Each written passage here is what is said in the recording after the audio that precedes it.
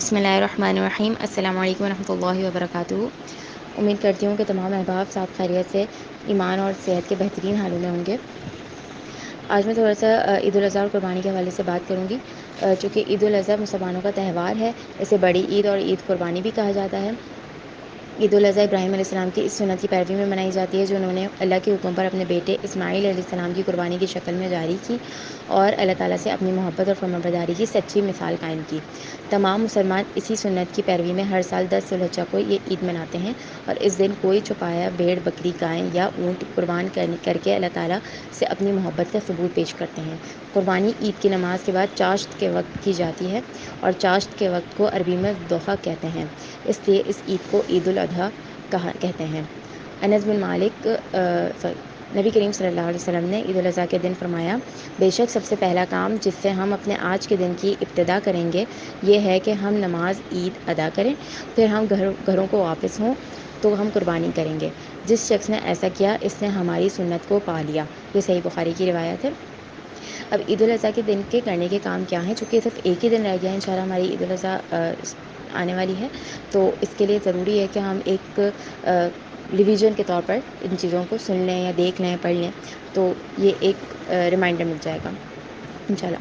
عید الاضحیٰ کے دن کرنے کے کام: غسل کرنا اور بہترین لباس پہننا، زیب و زینت کا اہتمام کرنا، کثرت سے تکبیرات پڑھنا اور ان تکبیرات کا آغاز بس کل عرفات کے دن سے ہی اسٹارٹ کر دینا ہے، کل صبح فجر سے لے کر اور پھر عید کے تینوں دن تک. عید کی نماز سے قبل کچھ نہ کھانا، نماز عید کے لیے جلدی جانا، خواتین اور بچوں کو عیدگاہ لے کر جانا، اذان اور اقامت کے بغیر عید کی نماز پڑھنا، نماز کے بعد خطبہ سننا، باہم ملاقات کرنا اور ایک دوسرے کو یہ مصنون دعا دینا: تقبل اللہ منا و منکم، اللہ تعالیٰ ہم سے اور آپ سے عبادت کو قبول فرمائے.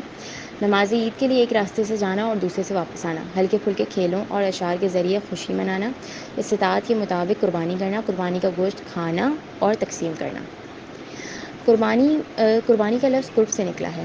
10 سے 13 ذوالحجہ تک اللہ تعالیٰ کی رضا اور قرب حاصل کرنے کے لیے جانور ذبح کرنے کو قربانی کہا جاتا ہے. 10 ذوالحجہ یعنی کہ قربانی کے دن کے بارے میں رسول صلی اللہ علیہ وسلم نے فرمایا: اللہ کے نزدیک سب سے افضل دن یوم النحر اور یوم القر 10 اور 11 ذوالحجہ ہیں. سنن ابی داؤد کی روایت ہے. اللہ تعالیٰ نے ابراہیم علیہ السلام کے جذبہ ایثار و قربانی اور مکمل سپردگی کو بے پناہ پسند فرمایا اور ان کے نام کو رہتی دنیا تک جاری کر دیا. قرآن مجید میں سورۃ الصافات میں اس کا ذکر آتا ہے پورے واقعے کا.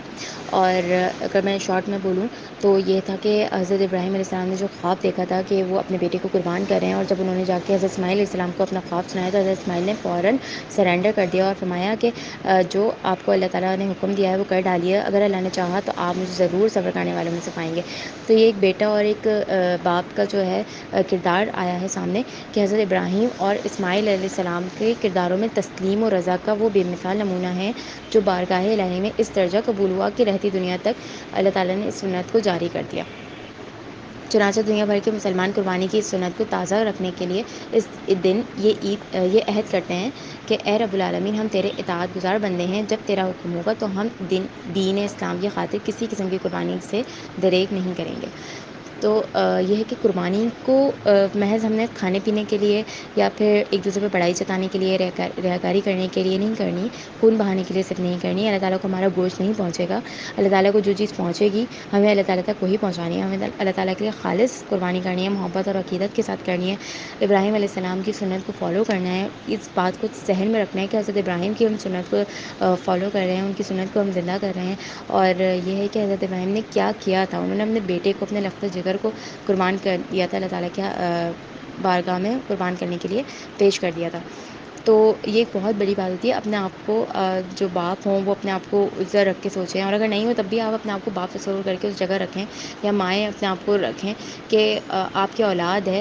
اور پھر بیٹے کی زیادہ ہمارے معاشرے میں بہت زیادہ ہوتی ہے ویلیو، تو اس حساب سے اپنے بیٹے کو تصور کریں کہ آپ کو کہا جائے اپنے بیٹے کو قربان کرو، خود چھری چلاؤ، تو کیسا مطلب ہم کر سکیں گے؟ مجھے نہیں لگتا کہ ہم کر سکیں گے. حضرت ابراہیم علیہ السلام ایک پوری امت کے مطابق انہوں نے مطلب ایک امت کے حساب کا ایک عمل کیا ہے انہوں نے، اور پھر پوری امت کے لیے انہوں نے رہتی دنیا تک یہ سنت جاری کروا دی.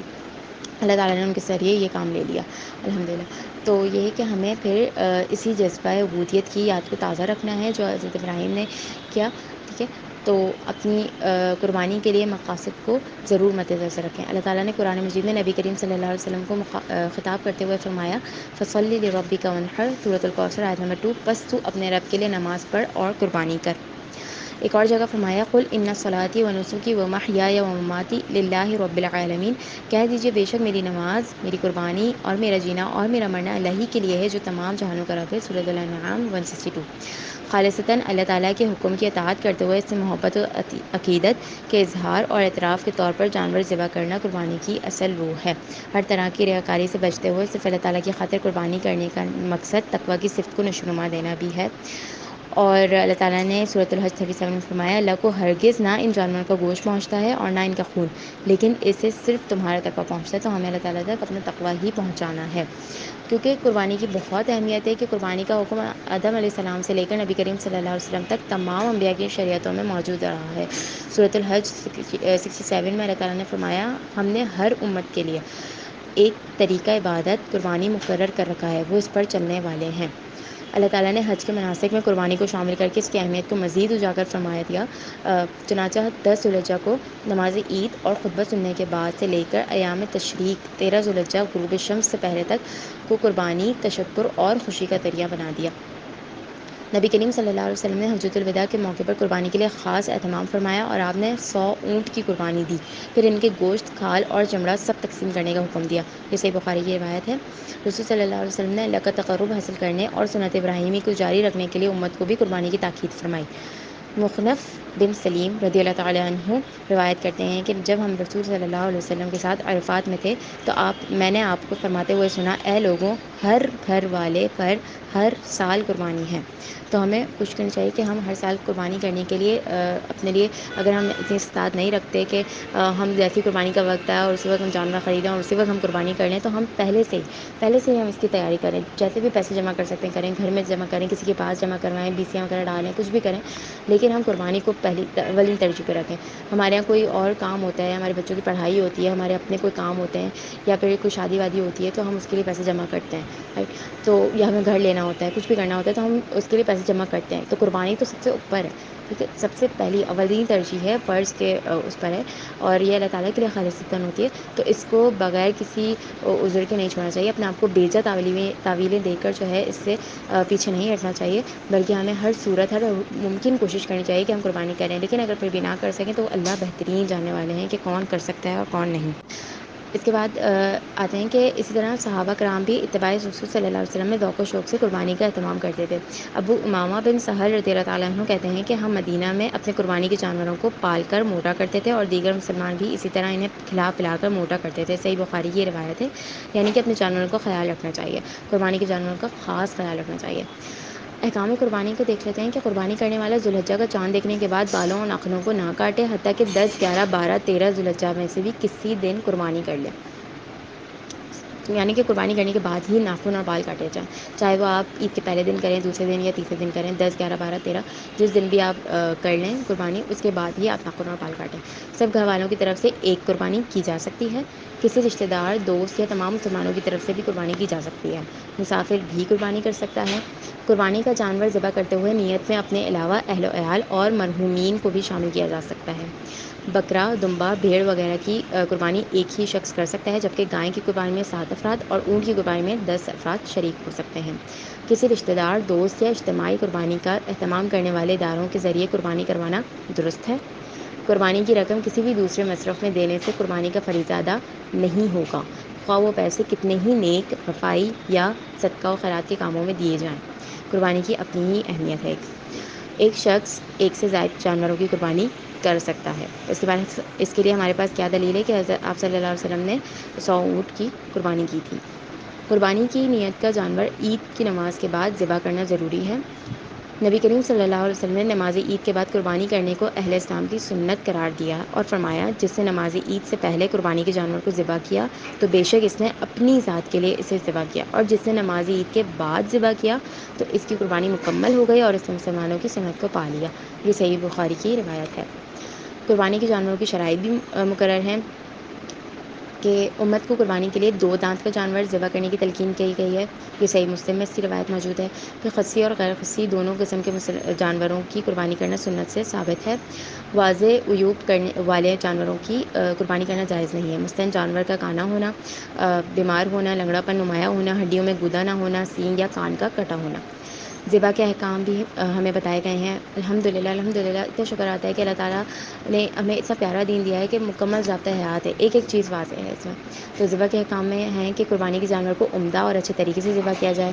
ذبح کرتے وقت جانور کو قبلہ رخ کر لینا مستحب ہے، پسندیدہ ہے نہ کر سکیں کوئی ایسی مجبوری ہو تو پھر آپ نہ بھی کریں تو کوئی مسئلہ نہیں ہے، لیکن مستحب ہے، پسندیدہ ہے۔ ذبح کرتے وقت چھری کی دھار تیز ہونی چاہیے تاکہ جانور کو تکلیف کم سے کم ہو۔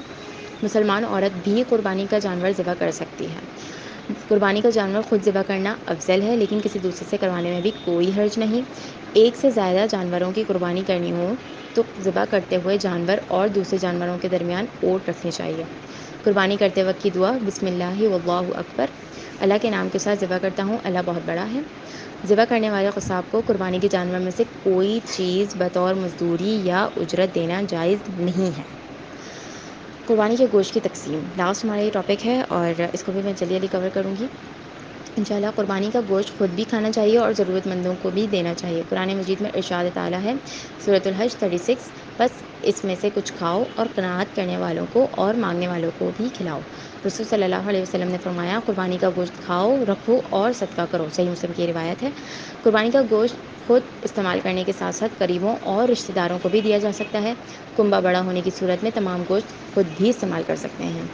خود اور عزیز و اقارب صاحب استطاعت ہو تو قربانی کا گوشت تمام کا تمام گوشت قریبوں میں بھی تقسیم کیا جا سکتا ہے۔ قربانی کی کھال ذاتی استعمال کے لیے بھی رکھی جا سکتی ہے اور صدقہ جاریہ کے کسی کام میں یا کسی محتاج مسکین کو اس کی طلب کرنے پر بھی دی جا سکتی ہے۔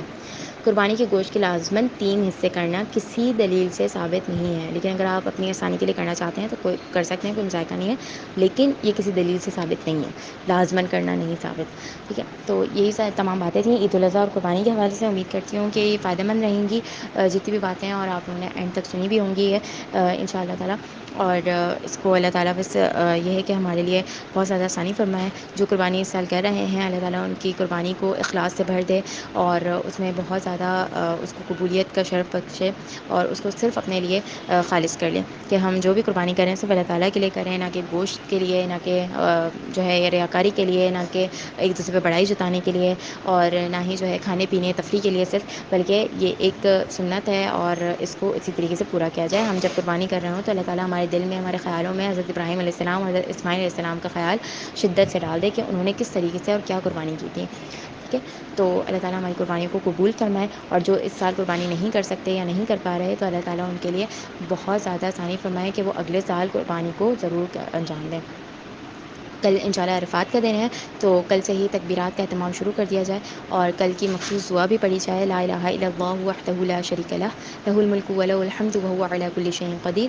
اس دعا کو لازمی پڑھا جائے اور ہر قسم کی دعا کریں، جو دعا آپ کرنا چاہتے ہیں نا کل عرفات کے دن میں ہر وہ دعا کریں، کل ظہر سے لے کر مغرب کی نماز تک جتنی آپ جو دعا کرنا چاہتے ہیں نا اللہ تعالیٰ سے کر لیں۔ اپنا قرض، آپ کو قرض پریشان کر رہا ہے آپ اس کے لیے دعا کریں، آپ کو شادی پریشان کر رہی ہے یا ہونے والی ہے یا نہیں ہو رہی ہے، جو بھی ہے اس کے لیے دعا کریں، اپنے نصیب کے لیے، دوسروں کے نصیب کے لیے دعا کریں، اپنی اولاد کے لیے دعا کریں، ہے تو اس کی نیک ہونے کی دعا کریں، نہیں ہے تو اپنے لیے اولاد کے لیے دعا کر لیں، اور جو ہے اور بہت ساری چیزیں ہیں، اپنے والدین کے لیے دعا کریں، اپنے مرحومین کے لیے دعا کریں، امت مسلمہ کے لیے دعا کریں، اپنے ملک کے لیے دعا کریں، قوم کے لیے دعا کریں، اور اپنے لیے کوئی بھی جو بھی آپ کو چاہیے، آپ دعا مانگنا چاہتے ہیں آپ مانگ لیں، اللہ تعالیٰ سے مانگ لیں۔ مطلب کل کا دن آپ کے لیے سمجھ لیں ایک گولڈن چانس ہے، ہمارے لیے، ہم سب کے لیے ایک گولڈن چانس ہے۔ اللہ تعالیٰ نے کل اتنے سارے لوگوں کو جہنم سے آزاد کرنا ہے، اور جو ہے اپنے لیے جہنم سے نجات مانگیں، اپنے لیے جنت کا سوال کریں، جنت الفردوس کا سوال کریں، جنت العدن کا سوال کریں، جنت المأوا کا سوال کریں، اللہ تعالیٰ کے قرب کا سوال کریں، اللہ تعالیٰ کے دیدار کا سوال کریں۔ سوچیں اللہ تعالیٰ کا دیدار، میں سوچتی ہوں کہ مطلب اللہ تعالیٰ کے دیدار سے بڑھ کر اور کیا ہوگا، مطلب اللہ تعالیٰ کے دیدار کا سوال کریں۔ میں کہوں گی آپ سب کو کہوں گی کہ اللہ کے دیدار کا سوال ضرور کیجیے کیجیے گا، ضرور ضرور کیجیے گا کہ اللہ تعالیٰ ہم سے وہ کام لے کے ہم تیرا دیدار کریں اس دن، ہمیں اپنے دیدار نصیب فرما، ہمیں تیرے اپنے چہرے کا دیدار نصیب فرما. بس اس کی دعا آپ لوگوں نے سب نے لازمی کرنی ہے، جنت کی، اس کی، اور اپنے ساتھیوں کی آخرت میں آسانی کے لیے، قبر کی آسانی کے لیے، اپنے قبر کی آسانی کے لیے بہت زیادہ دعا کریں. منکر نکیر بہت زیادہ جو ہے نا بہت خوفناک ہوں گے، اور ان کے سوالات، ان کا جھنجھوڑنا وغیرہ سب کچھ بہت زیادہ جو ہے نا ہمیں ہمت کی ضرورت ہوگی. اس وقت اللہ تعالیٰ سے دعا مانگے گا کہ جو ہے ہمیں قبر میں قول ثابت پہ رکھے. ہم جو ہے رضیت باللہ ربا و بالاسلام دینا محمد صلی اللہ علیہ وسلم، ہم یہ اس پر قائم و دائم رہیں قبر کے اندر بھی، اور ہمیں قبر میں خوشخبری دی جائے. اور جب ہماری روح قبض کرنے کے لیے فرشتہ آئیں تو وہ روشن چہرے والے فرشتے ہوں، نہ کہ غضبناک فرشتے ہوں کہ ہم ڈر جائیں، ہماری روح چھپنے لگے، ایسا نہ ہو، بلکہ ہماری روح خود بخود ان کے پاس جائے کہ ہاں اللہ تعالیٰ کی خوشخبری ہمیں ملے، اللہ کا سلام ہمیں ملے. اپنے لیے اتنی ساری اچھی اچھی دعائیں مانگیں، آخرت کی آسانی کے لیے دعا مانگیں، آخرت میں اللہ تعالیٰ کے عرش کے لیے دعا مانگیں، اللہ تعالیٰ کی رحمت کے لیے دعا مانگیں، آپ صلی اللہ علیہ وسلم کی سفارش کے لیے دعا مانگیں.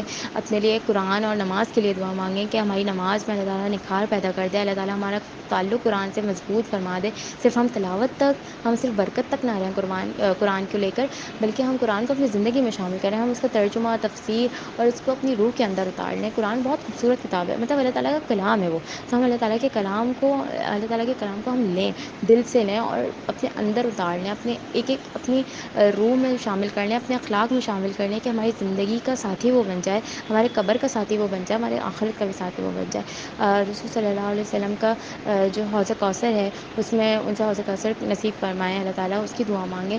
بے شمار دعائیں ہیں جو آپ ہم مانگ سکتے ہیں، ظہر سے مغرب تک جتنی دعائیں آپ کرنا چاہیں کریں. اپنے لیے ذاتی کرنا چاہتے ہیں وہ کریں، دوسروں کے لیے کرنا چاہتے ہیں وہ کریں، اپنی آخرت سنوارنا چاہتے ہیں اس کے لیے کریں، جو دعا کرنا چاہتے ہیں آپ وہ سب کر لیں. لیکن کل دعائیں کریں، بہت ساری دعائیں کریں. میں پھر کہوں گی اپنے لیے بہت ساری دعائیں کریں، دوسروں کے لیے بہت ساری دعائیں کریں، ایک ایک کو شامل کریں اپنی دعاؤں میں. جو پریشانی ہے اللہ تعالیٰ کے سامنے کھل کے رکھ دیں، اللہ تعالیٰ کو سب پتہ ہے، لیکن رکھیں اللہ تعالیٰ کے سامنے، اللہ تعالیٰ کو بتائیں کہ ہم اس کے محتاج ہیں، ہم اس کے کن کے محتاج ہیں. اللہ تعالیٰ کو بتائیں کہ ہم اس کے بندے ہیں اور ہم اس کے محتاج ہیں. اللہ تعالیٰ سے دعا مانگیں کہ ہم اللہ تعالیٰ کے فرمانبردار بندے بن جائیں، اور اللہ تعالیٰ ہماری قربانیوں کو قبول فرما لے. ہم سے وہ قربانیاں لے لے، ہم سے وہ کام لے لے، ہم سے وہ دین کی سربلندی کے کام لے لے جس سے اللہ تعالیٰ کی رضا حاصل ہو جائے. تو اللہ تعالیٰ سے کل خوب ساری دعائیں کرنی ہیں، اور ان شاء اللہ تعالیٰ قربانی کو اپنے بیسٹ لیول پر کرنا ہے. جزاک اللہ خیرا کثیرا دنیا والآخرہ. السلام علیکم و رحمۃ اللہ وبرکاتہ.